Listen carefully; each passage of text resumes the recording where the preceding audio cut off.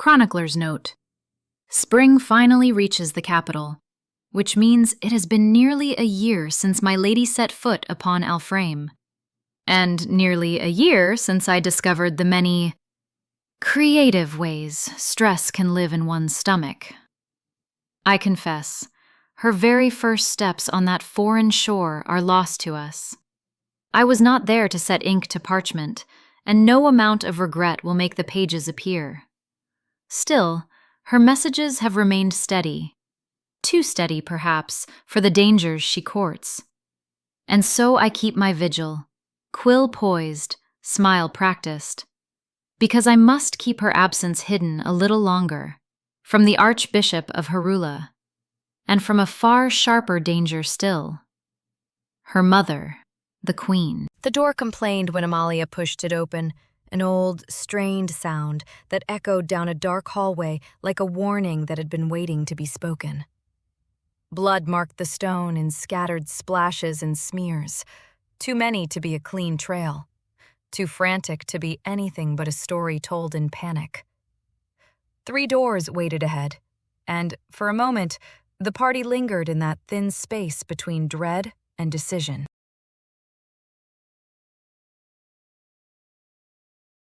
Harmony returned from the desecrated altar with prayer still clinging to her voice. Harula did not rule the dead, she reminded them, softly, stubbornly. Yet even a lantern that cannot command the darkness may still reveal what lurks inside it. Brenna answered with contempt, as she often did when the world offered comfort. Gods were weak. Faith was kneeling. And kneeling was for people who could not stand on their own.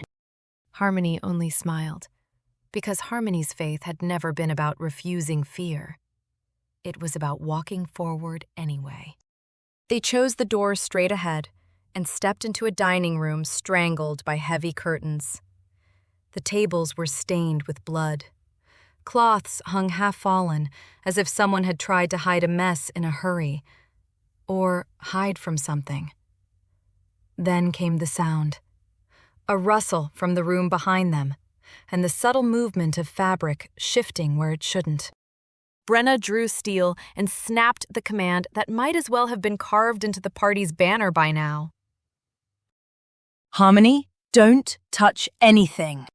Harmony's hand was already near a wall decoration, of course, because the universe has a sense of humor and Harmony has the survival instincts of a curious candle.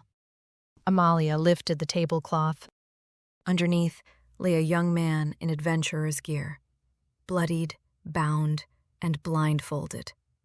Alive, but trying very hard to be quiet about it. When Amalia removed the cloth from his eyes, he blinked once, then smiled, as though he were greeting guests in a manor hall, rather than being discovered like a secret. Good evening, sirs and madam. His name was Thomas. He claimed to be a novice adventurer investigating the cemetery, and he asked, politely, almost cheerfully, to be unbound. Harmony, radiant in the way only Harmony can be in a house full of blood, immediately asked if he was hurt, and if he was a vampire.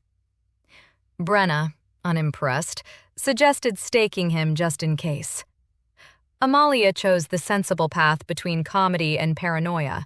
She freed him while demanding the real answer. Who put him under the table, and why? Thomas explained he'd come alone, underestimated the danger, and paid for it. He spoke with the trained composure of someone used to noble halls rather than muddy graveyards, because, as he admitted, he'd once served as a butler in a northern noble house. He didn't have a last name. He wasn't noble, but the manners were real, and so was the quiet weariness behind his smile. When he asked to join them, For the time being. Amalia allowed it. Adrian watched him like a man measuring a blade's balance, not accusing, not trusting, just aware. And then Harmony tried to wander off, again. Brenna caught her by the back of the neck and lifted her clear off the ground, threats of leashes and lectures hanging in the air like the dust in the curtains. Harmony protested, pouted, and attempted to change the subject with the desperation of someone who knows she is guilty and is determined to remain adorable anyway. The party moved on, because in places like this, you either keep moving or you become part of the furniture. Adrian and Thomas opened another door down the hall. The second dining room was worse. 10 bodies slumped in chairs, blood pooled beneath them, clothes soaked and ruined. Their throats had been torn out. Thomas recognized some people from the guild. He stepped closer to examine them, and the dead answered his curiosity with movement. They sat up. They stood. And the house stopped pretending it was only a crime scene. Initiative snapped into place. Harmony shouted guidance even while still half-managed by Brenna's grip and attitude, then, breaking free, surged forward with rapier in hand. Her strike landed, clean, sharp. Yet the undead barely cared, flesh yielding without meaning and hunger continuing without thought. Adrian carved into another with a two-handed slash, already sounding irritated that the job had become work. Brenna hit like a storm, contained in a single, svelte, furious body, splitting one undead so badly it had no right to remain standing.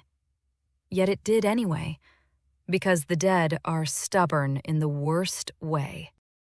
Then Thomas revealed the truth beneath the polite surface. He drew twin flintlocks.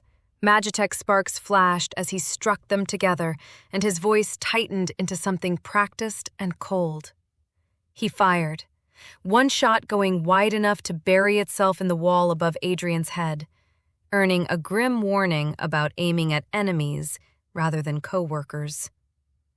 The second shot struck true, and one undead dropped. Amalia stepped in with mana-strike precision, opening a zombie's abdomen in a spill of ruin that made the room smell like old meat and worse intentions. The dead swarmed back, clawing, snapping, pressing, while the party dodged by inches and answered with steel, boots, bullets, and stubbornness. Harmony lifted her voice again, not in jokes about vampires this time, but in prayer. She called on Harula to guide them through darkness and to drive back what profaned the living world. The divine answer was not gentle. The undead panicked, went berserk. Their movements became reckless and breakable. The tide didn't turn neatly, but it shifted, just enough for the party to keep their feet. Thomas fired again over Brenna's shoulder. Amalia held her ground. Brenna fought with disgust and fury. Adrian cut with the weary efficiency of someone who wants this finished yesterday. Harmony healed Amalia when she could, modest strength but real, and the dead, maddened by holy fear, continued to throw themselves forward in ugly waves. And that is where the record ends. Not with a victory posed for applause, but with bodies still moving, the dining room still echoing, and the party still locked in the churn of close-quarters violence. The curtains remain drawn. The blood remains fresh. And Thomas, smiling, courteous, armed with thunder, stands among them like a question the house is not done asking. This session sparked 2 battles at once, the one in the dining hall and the one inside the party. Amalia leads with calm, practical authority, trying to keep the group moving like a single blade instead of a handful of sharp opinions. Harmony returns from prayer steady and bright, faithful, helpful, and deeply tempted to wander toward anything interesting. Brenna responds in the only love language she trusts, barking orders, threatening leashes, and physically preventing Harmony from becoming a cautionary tale. Adrian, tired and unimpressed, plays the role of grim professional, watching the corners, watching Thomas, and wishing everyone would stop making this harder than it needs to be. Then the house hands them a new variable. Thomas, bound under a table, polite enough to belong in a noble hall, and calm enough to be suspicious. Amalia turns him into a temporary asset. Harmony immediately asks the vampire question. Brenna suggests staking him anyway, and Adrian quietly files him under potential future problem. And just when the party's rhythm starts to reform around this new addition, the second dining hall snaps the situation into violence. A table of slaughtered bodies rises as undead, forcing cooperation whether they feel like it or not. Steel in front, bullets behind, and Harmony's prayer to Harula bending the chaos just enough to keep them standing. The session ends mid-fight, with the team holding together, mostly, and the house still very much not finished with them.